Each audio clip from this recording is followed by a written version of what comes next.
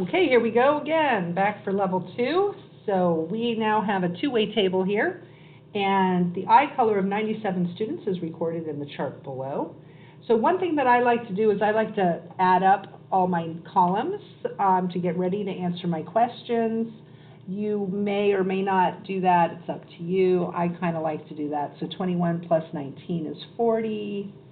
16 plus 19 is 35. And remember, the test is going to be without a calculator, so you got to count your fingers if you can't do this in your head. And then 21 plus 16 plus 9 is 46. And 19 plus 19 plus 13 is 51. Okay, we might not need those, but I kind of like to do that, but you don't have to. That's certainly optional. Okay, now write down the probability that the student is male. So we're randomly selecting a student. One student selected at random. We know there's 97 students, so that's my denominator. That's the total number of students I have to choose from.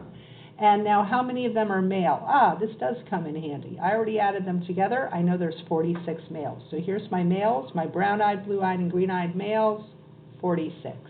So my answer here is 46 over 97. You do not have to reduce your fractions in probability. You can leave them like that. That's fine. Next, write down the probability that the student has green eyes given that the student is female. Okay, we have a given problem. That means we're going to restrict the group of students we're looking at. So that's going to change our denominator. We only care about the female students. So how many female students do I have? 51. That's now my denominator, 51. Now, how many of them have green eyes? So I only care about the green-eyed females. That would be 13. And that's it. That's all I got to do. Okay, next one. Find the probability that the student has green eyes or is male. So when I have a problem like this, I like to kind of think about it as I'm a winner if I choose somebody who has green eyes or if I choose somebody who's male. They don't have to be a green-eyed male. They can just be, I win if I choose a guy, a male, and I win if I choose anybody with green eyes. So I'm going to look for my numbers that are males. So brown-eyed males, blue-eyed males, and green-eyed males. And then anybody who has green eyes.